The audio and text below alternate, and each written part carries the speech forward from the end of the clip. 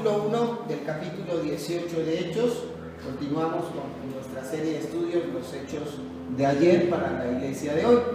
Así que dice el versículo 1, dice así: después de estas cosas, Pablo salió de Atenas y fue a Corinto, y halló a un judío llamado Aquila, natural del Ponto, recién venido de Italia, con Priscila su mujer, por cuanto Claudio había mandado que todos los judíos saliesen de Roma, y se fue a ellos. Versículo 1 dice: después de estas cosas, Pablo salió de Atenas y fue a Corinto. ¿Se acuerdan que la semana pasada mencionamos que el apóstol Pablo había llegado a Atenas y no había sido muy bueno el tiempo en Atenas?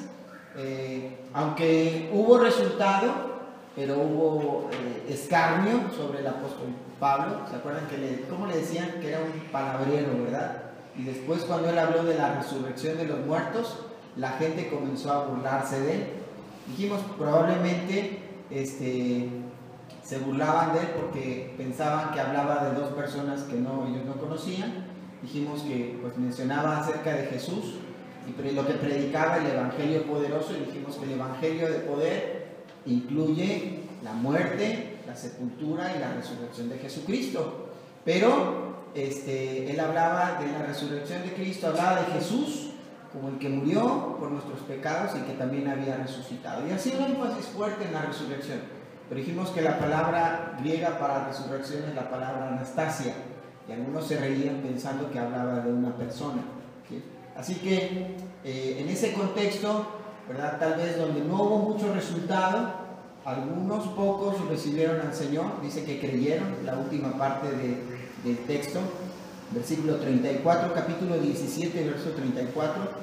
Mas algunos creyeron juntándose con él, entre los cuales estaba Dionisio, el Areopagita, una mujer llamada Dámaris, y otros con ellos.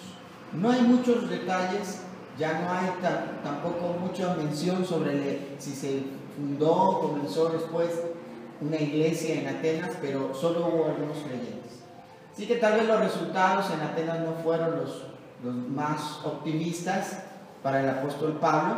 Recuerden que estaba todavía solo viajando, y Timoteo y Silas se habían quedado en Tesalónica y en Berea, y entonces ahí el apóstol Pablo les había pedido que lo alcanzaran en Atenas, pero no llegó, y de Atenas despidieron al apóstol Pablo, y entonces él llega a Corinto. Vamos a mencionar ahí el bosquejo que tenemos en esta mañana. Dice, estamos en el punto número 3, siendo testigos hasta lo último de la tierra, capítulo 13 hasta el capítulo 28, explorando nuevos lugares, en el capítulo 18, exponiendo el evangelio poderosamente, en primer lugar en Corinto, después en Éfeso, y ahora vamos a ver un nuevo viaje misionero. Comienza en la última parte del capítulo 18. Conocer un poquito más acerca de lo que es Corinto. Vamos a hablar de tres aspectos de Corinto. En primer lugar, encontraremos un contexto negativo. En segundo lugar, vamos a ver cómo el apóstol Pablo encuentra compañeros nuevos, y por último también encuentra algunos conflictos nuevos. Vamos a hablar del contexto de Corinto. Ya les mencioné que era un puerto, era un lugar de tránsito, pero también a la vez era un lugar donde había mucho comercio. Quiero leerles un poquito acerca de lo que era Corinto, ese contexto negativo que tenía Corinto. Dice: la ciudad de Corinto estaba situada en el estrecho del Istmo, entre los mares Egeo y Adriático.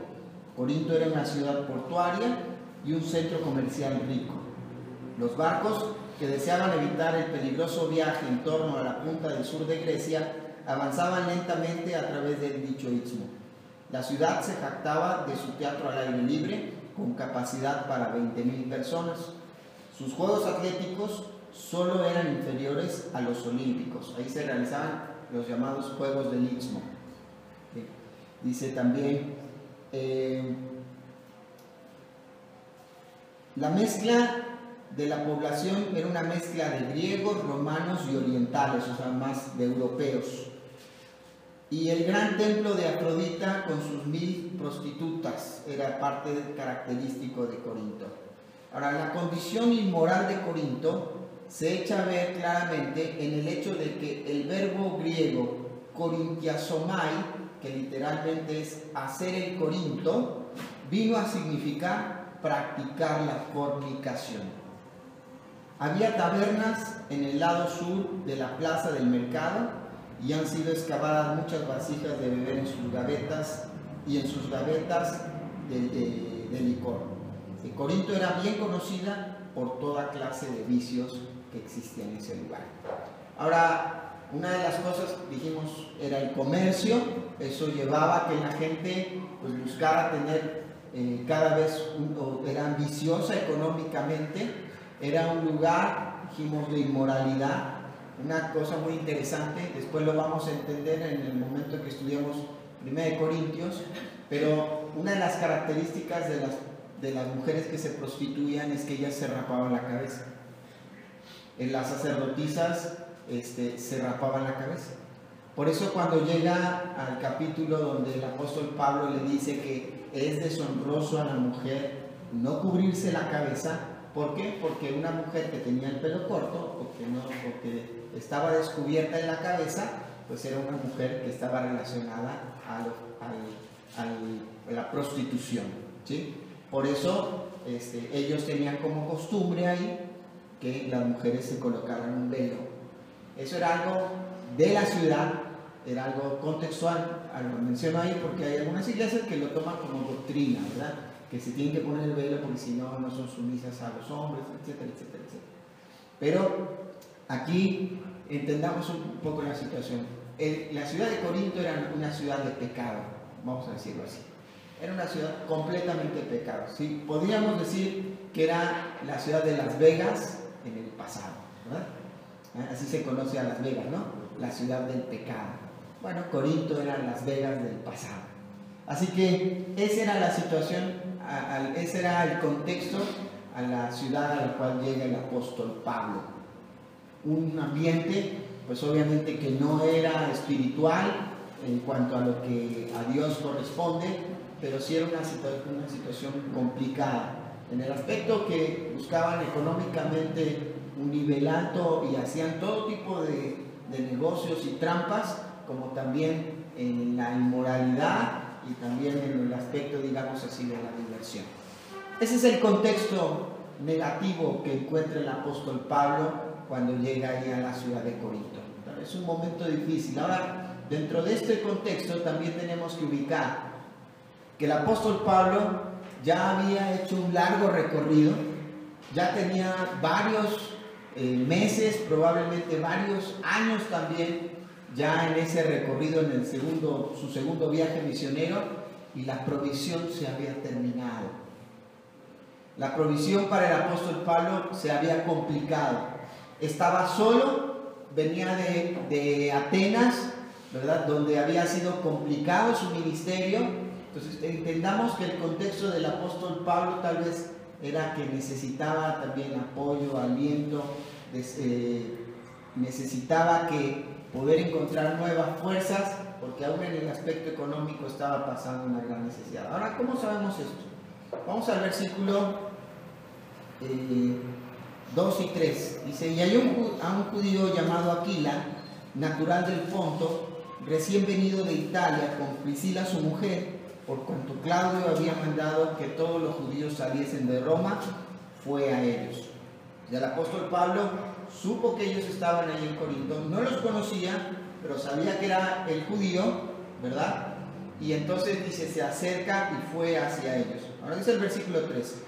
Y como era del mismo oficio, se quedó con ellos, y fíjense bien lo que dice acá, y trabajaban juntos, pues el oficio de ellos era hacer tiendas. Y discutía en la sinagoga todos los días de reposo y persuadía a los judíos y a los griegos. Vamos a ver que en segundo lugar encontramos que el apóstol Pablo, vemos que el apóstol Pablo encuentra compañeros nuevos. Versículo 2 hasta el versículo 5. ¿A quién encontró? Pues a dos personas, un matrimonio.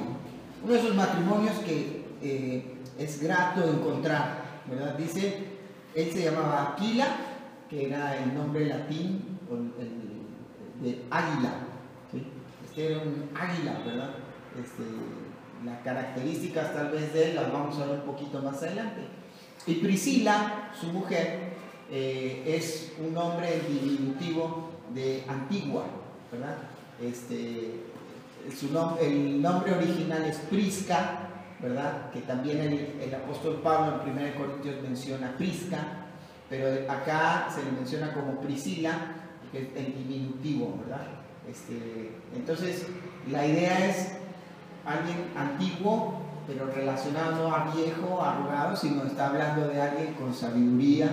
Algunos le dan el significado de princesa hermosa al nombre de Priscila. Pero bueno, aquí vemos que esta mujer era una mujer jugada por las cosas de Dios. En primer lugar, vamos a ver que ellos compartían el mismo oficio del apóstol Pablo. Ahora, fíjense que una de las costumbres que tenía el pueblo de Israel es que cada padre enseñaba, independientemente de cualquier cosa, enseñaba a sus hijos a tener un oficio. El caso de Saulo, en Tarso, una de las características es que ellos se dedicaron a la industria de las tiendas. Entonces Pablo había sido enseñado por parte de su familia, de su padre, a un oficio que era hacer tiendas. Así que él encontró una relación con esta pareja, porque ellos, dice aquí que Aquila era natural del Ponto, ¿sí? ¿Dónde estaba el Ponto? En la zona de Galacia, ¿verdad? En esa zona del Asia Menor, ahí se encontraba el Ponto. Era pues prácticamente cercano a donde estaba Tarso. Por eso él, siendo original de ahí, había aprendido también el oficio de las tiendas, pero se había ido a vivir a Roma. Y en Roma dice que vino un momento difícil de persecución a los judíos, dice, y ahí Claudio, versículo 2, dice que Claudio había mandado que todos los judíos saliesen de Roma. Y entonces ellos encontraron una ciudad de comercio, una ciudad próspera económicamente, llegaron a Corinto, encontraron a Corinto. Y ahí, bueno, creo que Dios va guiando, Dios guía las relaciones. Y ahí vemos cómo Dios dio la relación, o guió al matrimonio de Aquila y Priscila, guió al apóstol Pablo, demasiadas coincidencias, ¿no? Ambos judíos, con el mismo oficio, en una ciudad nueva, ¿verdad? Desconocida, con grandes oportunidades, y Dios los junta. Ahora, Dios así trabaja. Dios conoce la necesidad de todas las personas. Y Dios forma relaciones, ¿verdad? Y va guiando las cosas de acuerdo a su voluntad. Ahora, aquí podemos tener varias enseñanzas. En tercer lugar, vamos a ver compañeros nuevos. Hablamos de Priscila y Aquila, ya hablamos un poquito de sus nombres.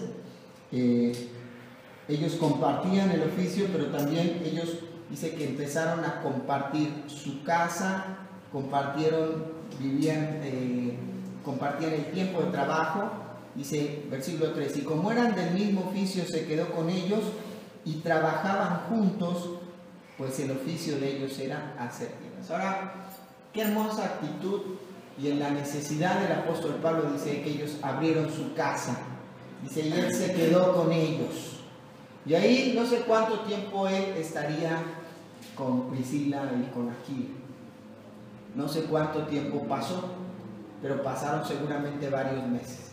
Y no solamente ahí compartieron, no dice si ellos, lo que dice la escritura es que ellos Aquila era de origen judío, probablemente Priscila no, pero no dice si ellos ya conocían a Cristo, pero tal vez en la relación que tuvieron con Pablo fue que ellos conocieron a Cristo como su Salvador personal. Ahora, seguramente cuando Pablo comenzó a compartir con ellos, se daría cuenta si ellos tendrían a Cristo o no, si habían creído en Jesús como su Salvador personal o no.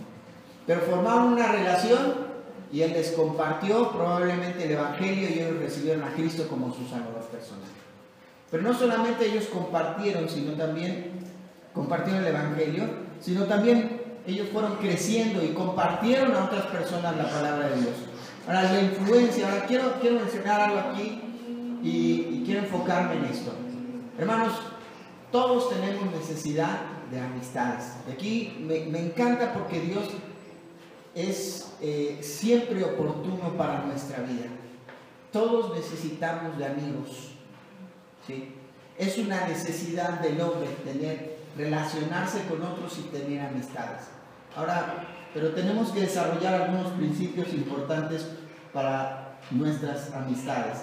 En primer lugar, tenemos que entender que no existen amistades neutras. A veces el creyente se engaña diciendo, bueno, yo tengo algunos amigos que son neutros. En mis cosas espirituales no se meten, ¿verdad? Ok, quiero aclararte algo. En la Escritura y en la vida vamos a encontrar que no hay amigos neutros. O los amigos son de bendición y edificación, o los amigos son de tropiezo y maldición. Así nomás. No hay de otro, ¿sí? No hay de otro. Otro principio es que las amistades se eligen, ¿sí? Ahora, cuando yo elijo amistades, ¿qué tipo de amistades debo de elegir? Generalmente, cuando estamos en la adolescencia, buscamos amistades que queremos, ¿verdad? Yo quiero ser amigo de ese, porque así quiero y listo, quiero ser su amigo. ¿Y cuántas veces vino nuestros papás y nos dijeron, ese amiguito no te conviene, esa amiguita no te conviene? ¿Verdad que sí? ¿Cuántas veces nos dijeron nuestros padres así? Muchas veces. ¿Cuántas veces los que ya somos papás le hemos dicho eso a nuestros hijos? Muchas veces, tal vez. Esa amistad no te conviene. Ahora, aquí va el principio. Las amistades debo de elegirlas no por lo que yo quiero, sino por lo que realmente debo. Lo que debo. No, mis amistades no las elijo por lo que quiero, sino debo elegir mis amistades por lo que debo. Por eso regresamos al principio anterior. Amistades, no hay amistades neutras. ¿Y qué es lo que debo elegir como amigos? Aquellos amigos que edifiquen mi vida, aquellos amigos que bendigan mi vida. Aquellos amigos que son un tropiezo, aquellos amigos que simplemente nos van a llevar a alejarnos de Dios, aunque digan que son muy respetuosos, pero si su vida no nos va a acercar hacia Dios, no nos conviene. Hay personas que estamos constantemente batallando y no toman decisiones y no se animan a seguir al Señor. Debemos de tener cuidado con eso. Ahora, fíjate la relación que tuvo el apóstol Pablo. Pablo necesitaba a alguien que estuviera a su lado, alguien que lo acompañara en ese momento, en ese ambiente de pecado y de dificultad. Claro que necesitaba a alguien en quien apoyarse. Y Dios le envió personas que él necesitaba. Porque también ellos le dieron trabajo. Él tenía una necesidad ahora económica. El apóstol Pablo dice, ¿se acuerdan? Hemos dicho en Filipenses, que ese versículo tan famoso que dice, todo lo puedo en Cristo que me fortalece. Lo menciona en ese contexto. ¿De qué está hablando acá? Y dice, el contexto es que no es que él puede hacer todo lo que se le ocurra, no. Dice que sabe vivir en escasez, pero también sabe vivir en abundancia. Ahora, me encanta, algunas personas toman este pasaje para decir, ¿ves? Los que sirven a Dios no deben dedicarse de tiempo completo al servicio de Dios. Pablo hacía tiendas y trabajaba, ¿cierto? Pero ¿sabes qué? No han leído el siguiente versículo. El versículo 5, fíjense lo que dice el versículo 5. Y cuando Silas y Timoteo vinieron a Macedonia, dice, Pablo estaba ¿qué? Fuerte. Entregado por entero a la predicación de la palabra y testificando a los judíos que Jesús era el Cristo. ¿Estaba qué? ¿Entregado qué? ¿Medio tiempo? No, dice, ¿estaba entregado qué? Por completo. Ahora, yo soy consciente que uno que sirve al Señor y tiene un llamado para servir al Señor de tiempo completo, lo debe de hacer.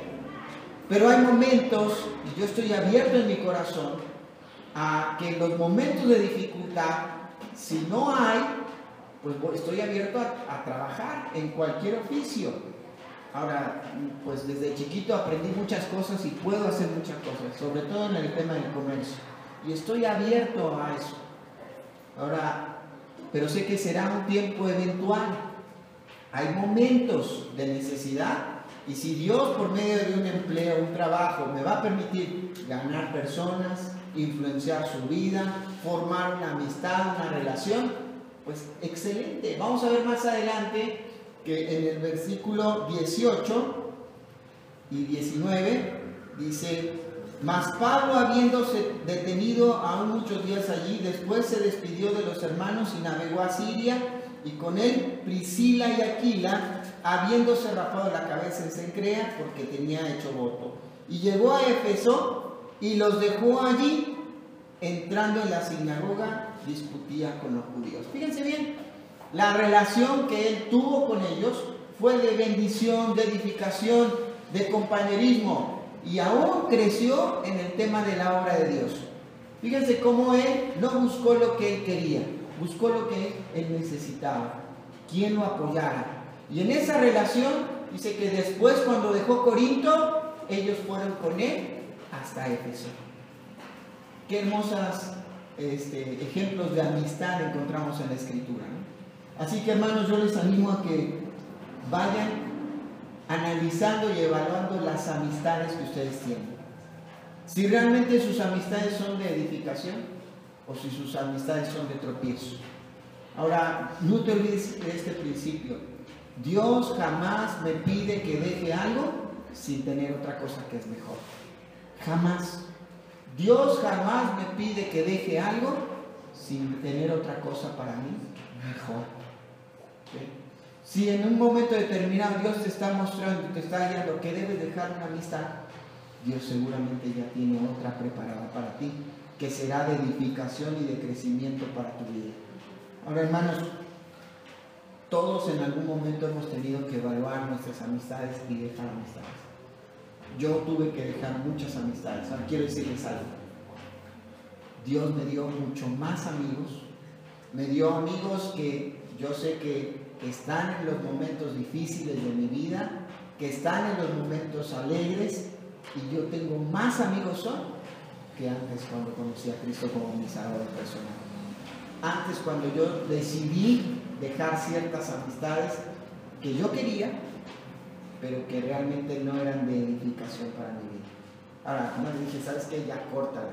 Sino que la misma palabra de Dios, la misma situación, pues obviamente fue llevándonos por los caminos diferentes. Nunca he dejado de orar y de ver la posibilidad de compartir ese evangelio, pero simplemente, ¿saben qué? No es de edificación a mi vida, pues entonces no continúo en una relación con ellos. Así es. Busquemos amistades que nos edifiquen. Vamos a continuar y vamos a ver cómo también en Corinto él encontró conflictos nuevos. Vamos a ver al versículo 6, dice: pero poniéndose y blasfemando estos, les dijo, sacudiéndose los vestidos: vuestra sangre sea sobre vuestra propia cabeza, yo limpio desde ahora me iré a los gentiles. Y saliendo de allí se fue a la casa de uno llamado Justo, temeroso de Dios, la cual estaba junto a la sinagoga. El Crispo, el principal de la sinagoga, creyó en el Señor con toda su casa, y muchos de los corintios oyendo creían y eran bautizados. Entonces el Señor dijo a Pablo en visión de noche: no temas, sino habla y no calles, porque yo estoy contigo y ninguno pondrá sobre ti la mano para hacerte mal, porque yo tengo mucho pueblo en esta ciudad. Y se detuvo allí 1 año y 6 meses enseñándoles la palabra de Dios. Ahora vamos a ver cómo nuevamente se presentan los conflictos. El apóstol Pablo estaba entregado por entero en la predicación de la palabra de Dios, del evangelio de Jesucristo a los judíos, y estos judíos que dicen: ¿sabes qué? Ya no me hables, ya no quiero. Y empezaron a hacer conflicto estos judíos en Corinto. Y entonces él dice: está bien, ¿saben qué? Me sacudo mis vestidos, sacudo mis guaraches y me voy de la sinagoga. Y entonces dice que hay uno llamado Justo, ¿verdad? Temeroso de Dios, le dijo: pues vente a mi casa. Ahora, había una dificultad, le cerraron las puertas de la sinagoga, lo rechazaron los judíos, y el contexto en el cual se vivía de idolatría, de inmoralidad, de todas esas cosas, pues desanimaron al apóstol Pablo. Pero fíjense bien, el Señor dio fruto en medio de la oposición. Porque dice que también el principal de la sinagoga, ¿cómo se llamaba el principal de la sinagoga? Versículo 8. Crispo. Crispo era el principal de la sinagoga, creyó en el Señor con toda su casa. Y muchos de los de Corinto, oyendo, creían y eran bautizados. Ahora fíjate qué hermoso es esto. Porque siempre en medio de la oposición, Dios va a abrir las puertas para que venga el fruto. Si la cosa se te pone difícil, ahí va a haber fruto. Solamente tienes que confiar en el Señor. Y ahora vamos a ver cómo se dio todo eso. Fíjense cómo viene el estímulo del Señor. Versículos 9 y 10. Yo pienso todavía, el apóstol Pablo ahí retomando fuerzas, haciendo nuevas amistades. Nuevamente encuentra oposición, algunos creen, abren la puerta y entonces viene el Señor y dice lo siguiente, versículo 9. Entonces el Señor dijo a Pablo en visión de noche: no temas, sino habla y no calles. Hay veces que uno dice, ¿sabes qué? Ya no tengo nada que decir, ya no tengo ganas de decir nada. Y sabemos que debemos de continuar y seguir y hablar. Pero dice, aquí el Señor le dice a Pablo, no temas, dice, no calles, continúa adelante, sigue hablando. Dice, porque yo estoy contigo y ninguno pondrá sobre ti la mano para hacerte mal, porque yo tengo mucho pueblo en esta ciudad. En primer lugar, vamos a ver el estímulo del Señor. ¿Cómo nos estimula el Señor? Por medio de su palabra. El otro día ahí compartía uno de los hermanos en la reunión de hombres, ¿no? Que estaba desanimado, que estaba pasando por un momento complicado, y entonces ¿qué hizo? Abrió su Biblia y la palabra de Dios, ¿qué hizo? Lo animó. Hemos leído en el Salmo 119 que la palabra de Dios vivifica, ¿no? Hemos leído varias veces ese texto o relacionado a ese tema en diferentes textos, que la palabra de Dios dice, nos vivifica, nos anima, nos levanta. Y así viene el ánimo del Señor Jesucristo al apóstol Pablo. Dice, habla por medio de su palabra, se presenta al apóstol Pablo y a través de su palabra lo anima. Ayer hablaba con una persona, le digo, ¿cómo estás? Me dice, bien. Le digo, ¿bien? ¿Según quién? ¿Según tú o según Dios? No, según Dios. ¿Ya leíste tu Biblia? No. Pues, ¿cómo vas a estar bien? Si no traes la pila, no traes la escritura, no traes lo que vivifica, lo que anima. No, sí, hoy en la noche te vas a dormir bien animado, ¿no? Okay. Ahora, necesitamos tener tiempo con la palabra de Dios. La palabra de Dios anima, vivifica, motiva. Bueno, el Señor motivó, estimuló a Pablo a través de su palabra. Pero no solamente eso animó a Pablo, sino también la presencia del Señor. Fíjense lo que dice, no temas sino habla y no calles. ¿Por qué? Porque yo estoy contigo. ¿Sabes? Saber que la presencia de Dios está con nosotros nos anima, nos motiva. Tiene que ser constantemente una motivación para nuestra vida. Ahí del versículo 10. Pero también motivó esto la protección de Dios. Dice el versículo ahí 10. Y ninguno pondrá sobre ti la mano para hacerte mal. ¿Ves? El Señor promete protegernos. Eso nos tiene que animar aún en las situaciones de dificultad. Cuando alguien rechace la palabra, se ponga la cosa difícil, sigamos. ¿Por qué? Porque tenemos la palabra que nos anima y es suficiente. En segundo lugar, tenemos la presencia del Señor con nosotros. En tercer lugar, tenemos la protección de Dios. Pero en cuarto lugar, tenemos el propósito de Dios, que es su pueblo. Y no podemos parar porque el Señor ya tiene personas preparadas. Dice ahí, fíjense, dice que Él tenía su pueblo. Dice, tengo mucho pueblo en esta ciudad. Así que necesito que hables, que prediques, porque hay mucha gente que creerá en mí por causa de tu ministerio. Así que habla, no te canses, sigue compartiendo, sigue tu compromiso conmigo, porque yo estoy contigo, porque mi palabra es suficiente, porque mi presencia ahí va, porque mi protección está ahí, nadie te va a hacer daño, pero porque tengo un pueblo. Y ese es tu propósito, alcanzar ese pueblo. Hoy hablábamos que seremos o pasaremos sobre el tribunal frente al tribunal de Cristo. ¿Y qué hicimos para enseñar? Dios tiene muchas personas todavía entre tus familiares que necesitan del Señor, entre tus vecinos, entre tus amigos. Todavía tiene muchas personas para alcanzar. Tal vez en este lugar tiene muchas personas. No nos cansemos. Sigamos haciéndolo. Pero vamos a ver que esto trajo no solamente ánimo, sino trajo un desafío también para la vida del apóstol Pablo. Y fue que él se permaneció ahí de alguna manera y vemos la persistencia del apóstol Pablo. Versículo 11.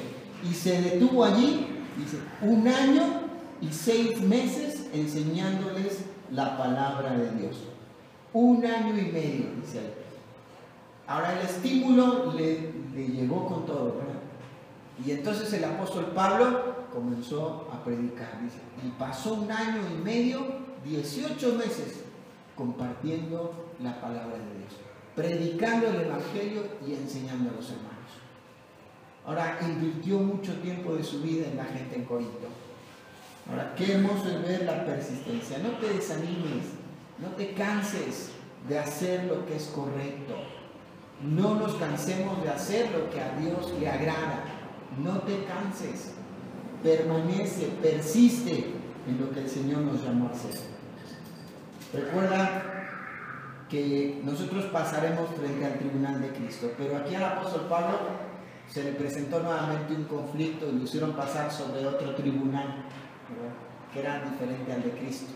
Y dice el versículo 12, pero siendo Galión procónsul de Acaya, los judíos se levantaron de común acuerdo contra Pablo y le llevaron al tribunal diciendo, este persuade a los hombres a honrar a Dios contra la ley. Y al comenzar Pablo a hablar, Galión dijo a los judíos, si fuera algún agravio o algún crimen enorme, oh judíos, conforme a derechos, yo os toleraría. Pero si son cuestiones de palabras, de nombres y de vuestra ley, vedlo vosotros, porque yo no quiero ser juez de estas cosas. Y los echó del tribunal. Ahora, el tribunal al que habla acá se llama el Bema, ¿sí? Lo mencionamos ya. Estaba frente a una plaza, un gran atrio, y ahí estaba el tribunal y ahí venían las personas y presentaban sus casos. Ahora dice que este procónsul Galión tomó una actitud que fue negativa, pero que finalmente para el ministerio del apóstol Pablo fue positiva. ¿Por qué? Porque él mostró una total indiferencia hacia la situación que se estaba viviendo. Fue indiferente. Y podríamos decir, bueno, fue indiferente a las cosas de Dios. Pero Dios permitió que esa indiferencia permitiera que el apóstol Pablo pudiera continuar con su ministerio. Ahora, ¿por qué? Porque las cosas del Estado romano, él era autoridad romana, las cosas del Estado romano no se mezclaban con el tema religioso judío. El Estado romano había aceptado que el judaísmo fuera una religión oficial para los judíos. Pero el Estado les dijo, ¿saben qué? Ustedes se encargan de sus cosas religiosas, nosotros nos encargamos de aplicar la ley romana.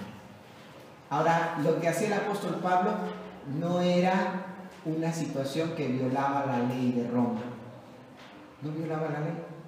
Ahora ellos lo acusaron, lo trajeron ante el tribunal estos judíos y dice, este persuade a los hombres a honrar a Dios contra la ley. Y entonces el apóstol Pablo comienza a hablar y dice Galión, espérenme, ¿cuál es el delito? O sea, si se trata de que él habla de un hombre llamado Jesús, ¿verdad? Dice, de nombres, de palabras y de vuestra ley, dice, vedlo vosotros porque yo no quiero ser juez de estas cosas. Ahora, tal vez la cola ahí para presentar juicio era larga. Y los judíos tal vez ya habían cansado a los griegos que estaban en Corinto, a los habitantes de Corinto. ¿Y saben qué hicieron? Una vez que Galión los despachó, fíjense lo que dice el versículo 17. Entonces todos los griegos, apoderándose de Sóstenes, principal de la sinagoga, le golpeaban delante del tribunal pero a Galión nada se le daba de él. O sea, no le importó. Fíjense bien, ¿se acuerdan que había otro principal de la sinagoga? ¿Cómo se llamaba? Dijimos, Crispo. ¿Sí? Y dice que ahora ya había un nuevo principal de la sinagoga. ¿Cómo se llamaba? Sóstenes. Vamos a 1 Corintios. Este fue el que encabezó toda la revuelta para que enjuiciaran al apóstol Pablo. Dice, vamos a ver versículo 1 de 1 Corintios capítulo 1. Dice, Pablo, llamado a ser apóstol de Jesucristo por la voluntad de Dios, y el hermano, ¿qué? Sóstenes. Ahora fíjate bien que probablemente este Sóstenes que estaba ahora acompañando al apóstol Pablo, es el mismo Sóstenes que fue golpeado por los griegos cuando fue a acusar al apóstol Pablo.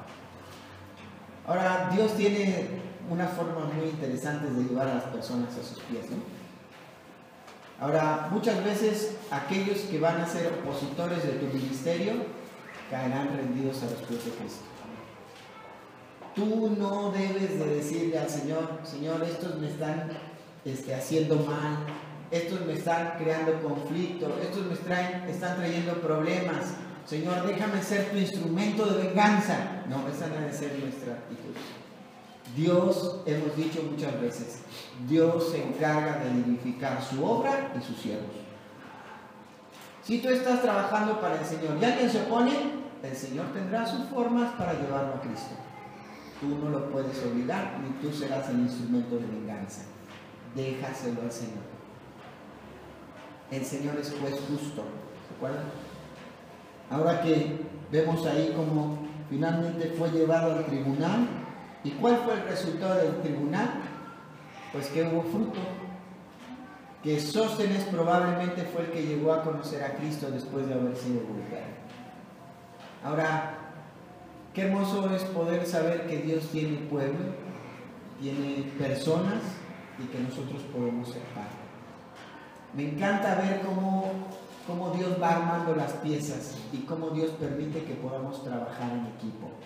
Vamos a avanzar y vamos a ver que ya hay versículo 18, más Pablo, habiéndose detenido allí muchos días, después de esto se despidió de los hermanos y navegó a Siria, y con él Priscila y Aquila, habiéndose rapado la cabeza en Cencrea, porque tenía hecho voto. Ahora, esto habla de una costumbre judía, ¿ok?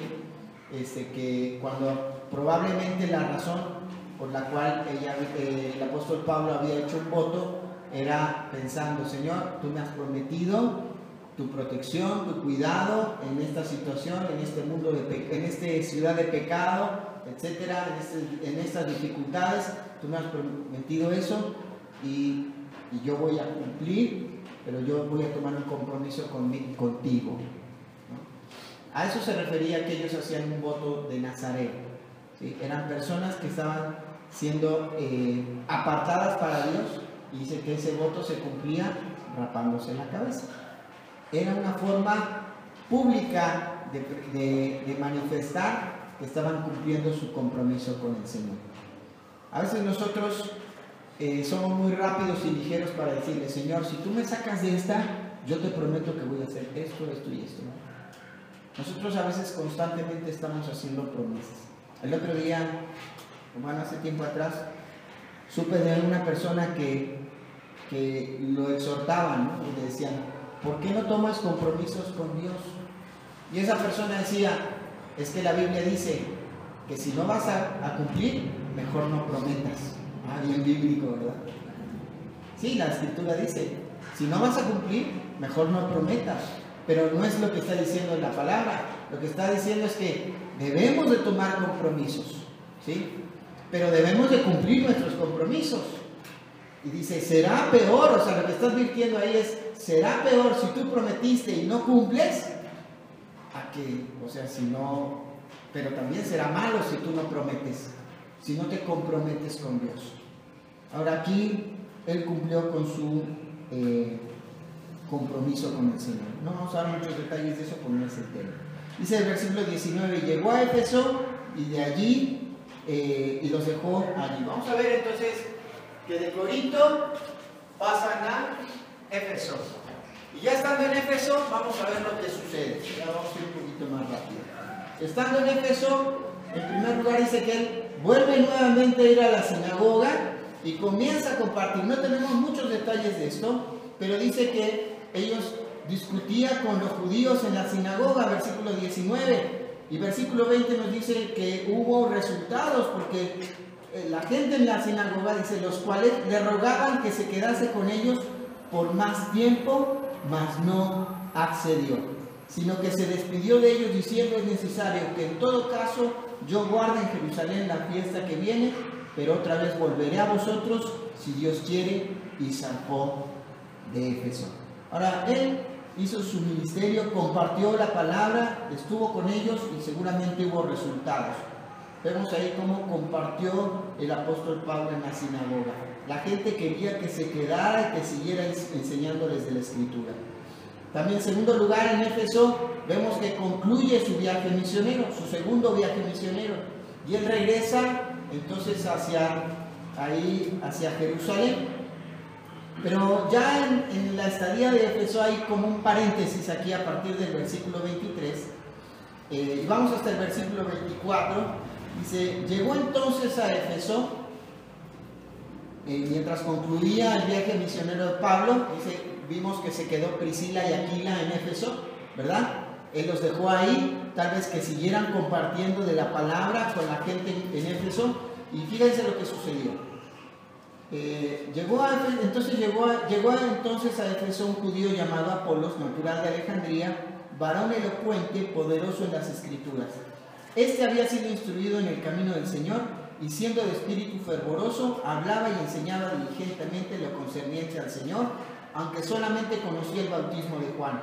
Y comenzó a hablar con denuedo en la sinagoga, pero cuando le oyeron Priscila y Aquila, le tomaron aparte y le expusieron más exactamente el camino de Dios. Y queriendo él pasar a Acaya, los hermanos le animaron y escribieron a los discípulos que le recibiesen, y llegado él allá, fue de gran provecho a los que por la gracia habían creído, porque con gran vehemencia refutaba públicamente a los judíos, demostrando por las Escrituras que Jesús era el Cristo. Y aquí vamos a encontrar que en Éfeso viene la conversión de Apolos. ¿Quién era Apolos? Era un hombre, dice ahí, natural ¿de dónde? De Alejandría. ¿Dónde estaba Alejandría? Al norte de África, en la zona de Egipto.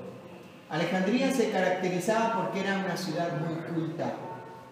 De hecho, ahí se encontraba la biblioteca más grande del mundo del tiempo antiguo. Y ahí es donde el único libro que les faltaba en latín era la Biblia. Así que los principales de Alejandría mandaron ahí a traer un grupo de 70 personas que hicieran la traducción de las escrituras del hebreo al latín, y es lo que conocemos hoy como la Septuaginta, ¿sí? Esa Septuaginta fue hecha específicamente para la biblioteca de Alejandría. Alejandría, dijimos, era una ciudad culta, había una universidad importante en ese lugar. Así que Apolos era un hombre que estaba preparado, ¿sí? Era un hombre preparado, no era un improvisado. Y él dice que con un corazón, con denuedo, una persona apasionada, comenzó ahí con denuedo a hablar. Aunque el conocimiento que él tenía era incompleto, porque anunciaba o predicaba y lo que conocía era lo que Juan el Bautista hablaba, que era que se debían de arrepentir porque vendría el reino del Señor, pero faltaba que él pudiera conocer a Cristo de manera personal. Dice que él hablaba del Mesías, pero no sabía que el Mesías ya había venido, que ya había sido crucificado, que ya había sido sepultado y había sido resucitado. Y ahora entonces dice que este hombre es tomado por Priscila y Aquila. Y aquí vemos que cambia el orden. ¿Se acuerdan que primero era Aquila y Priscila? Ahora, algunos sugieren que el nombre cambia acá porque Priscila era una mujer de mucha iniciativa. Y dice que seguramente, terminando de haberlo escuchado a Apolos que hablaba, ¿verdad?, sobre el Evangelio, pero de una forma incompleta, seguramente Priscila le dijo a Aquila: y Aquila, ve, invítalo a comer a la casa para que podamos ponerlo en orden, ¿verdad? Este está diciendo cosas que no son. Y dice que lo llevaron aparte, tal vez a su casa, y ahí le expusieron el Evangelio como debía de ser. Y ahí entonces él conoció al Señor. Apolos, un hombre preparado, un hombre con pasión, porque fíjense, dice que enseñaba diligentemente lo concerniente al Señor. Dice que, versículo 26, que él hablaba con denuedo, pero cuando ya conoció a Cristo, dice que él quería ir a Acaya. Y entonces Priscila y Aquila escribieron una carta a los hermanos de la iglesia en Corinto. Y ahí mandaron a Apolos. Vemos en la primera carta a los Corintios que algunos decían: yo soy de Pablo, y otros decían: yo soy de Apolos, porque Dios lo usó de gran manera en Corinto. Dice, fíjense lo que dice el versículo 27, la segunda, dice: queriendo él pasar a Acaya, los hermanos le animaron y escribieron a los discípulos que le recibiesen. Llegado él allá, fue ¿de qué? De gran provecho a los que por la gracia habían creído, porque con gran vehemencia refutaba públicamente a los judíos, demostrando por las Escrituras que Jesús era el Cristo. Ahora, ¿ven? Dios sacó a Pablo de Corinto porque ya había un conflicto fuerte con los judíos. ¿Y a quién llevó? A Apolos. ¿Ves? Cuando Dios quita algo, pone otra cosa. Dios nunca deja nada incompleto.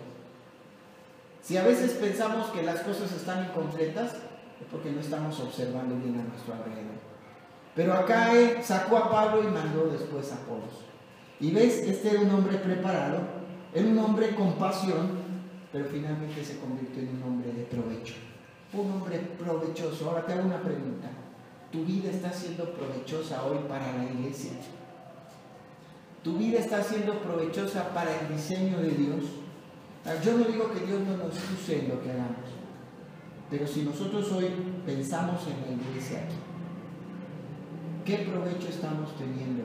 ¿Tu vida de qué provecho está haciendo a los hermanos? Dice que él hablaba con vehemencia. En la colonia donde estamos, alrededor de las personas que están con nosotros, ¿tu vida está siendo provechosa para el Señor o no? ¿Hay fruto o no hay fruto? ¿Estás desarrollando tus dones y tus capacidades o no lo estás haciendo? Vamos a continuar y vamos a ver cómo termina aquí. Estamos ya terminando. Termina hablando del versículo 23. Dice: después de estar allí algún tiempo, salió recorriendo, ¿estar dónde? En Jerusalén. Dice, vamos a ver aquí el mapita. Dice que vino a Éfeso y después viene Éfeso y entonces se viene hasta, dice, a esta zona de Tiro, de Sidón, de Cesarea, y después baja hasta Jerusalén, y de Jerusalén visita nuevamente la iglesia de Antioquía, y de Antioquía comienza su tercer viaje misionero. Y aquí es lo que comienza hablando en esta parte del versículo 23. Salió recorriendo por orden la región de Galacia, ¿se acuerdan? La región de Galacia, donde ya había estado, ¿verdad? Y de Frigia, confirmando a todos los discípulos. Ahora, el tercer viaje misionero, vamos a dar la introducción. Está relacionado en dos puntos. En primer lugar, ¿por qué hizo un tercer viaje misionero el apóstol Pablo? Para confirmar, dice ahí, a todos los discípulos. Me encanta la pasión del apóstol Pablo por cuidar, dice, a todos los discípulos. No habla en general y dice, fue para confirmar a todas las iglesias. Habla de manera particular. Y él tuvo cuidado de cada uno de los miembros de las iglesias. Dice que él fue y confirmó a todos los discípulos. O sea, no es que les dio la confirmación. ¿Qué hizo? Les siguió enseñando de la palabra, los siguió discipulando, confirmó que su fe era firme y entonces continúo con el que sigue. Y por último dice que en ese viaje misionero se fue a compartir en él. Vamos a concluir en esta mañana, terminando este tiempo, porque ya el próximo capítulo lo veremos la semana que viene y ahí ya vamos a desarrollar el tercer viaje misionero. Pero como conclusión, tenemos que entender algo. Tenemos que ser una iglesia que trabaja en equipo. Buscar amistades que sean de edificación para nuestra vida. Recuerda, no busques amigos que quieras. Busca amigos que sean de edificación a tu vida. No busques amigos que sean de tropiezo, déjalos a un lado. Busca gente como Aquila y Priscila. Anímate, que ellos te animen, que ellos te apoyen, con quien puedas compartir y crecer, pero también trabajar en equipo. Recuerda cómo ellos después trabajaron en la vida de Apolos y después Apolos trabajó en la vida de los Corintios. Como iglesia somos un equipo, debemos de trabajar en equipo. En segundo lugar, obedezcamos el llamado de Dios. Si Dios nos ha llamado a compartir el Evangelio, prediquemos, porque Dios alienta y capacita. Dios prepara. Dice, Él está presente con nosotros, Él nos da su palabra. Dice, yo estoy contigo, y dice, aquí tengo mucho pueblo. Es necesario que compartas. Dios capacita a sus siervos. Si Él nos llamó, Él nos capacita y Él nos alienta. Y por último, cuidemos la vida de los discípulos. Cuidemos la vida de los hermanos que estamos acá. ¿Sabes cuál va a ser la manera en la cual voy a animar a los demás? Con mi propia vida. ¿Qué es lo que desanima a los demás? Pues ver la inconstancia, ver el desánimo de otros, ver que no hay compromiso. Yo voy a animar a otros en la medida que yo me comprometo con el Señor. Vamos a orar para terminar. Señor, agradecemos en esta mañana, este tiempo, en esta tarde, el tiempo que nos permites tener juntos. Gracias por tu palabra y gracias por este capítulo que nos motiva a buscar nuevas amistades que sean de edificación para nuestra vida y dejar a un lado aquellos que son un tropiezo, aquellos que no nos dejan crecer. Señor, te pido que nos guíes a aquellas personas que necesitan también de nosotros, que necesitan amigos espirituales, que sean de bendición, de ánimo, de desafío, y permítenos también que otros suplan esa necesidad de nuestra vida. También, Dios, te pedimos que nos ayudes a trabajar en equipo, que podamos, Señor, también obedecer tu llamado, sabiendo que tú estás presente, que tú nos capacitas, que tú nos alientas, que tenemos tu palabra y que tú tienes mucho pueblo al que todavía debemos de alcanzar. Y, Señor, también te pedimos que tú cuides nuestra vida y que también nosotros podamos cuidar la vida de los demás a través de nuestro compromiso contigo. Pedimos tu bendición en esta hora en el nombre de Cristo Jesús. Amén.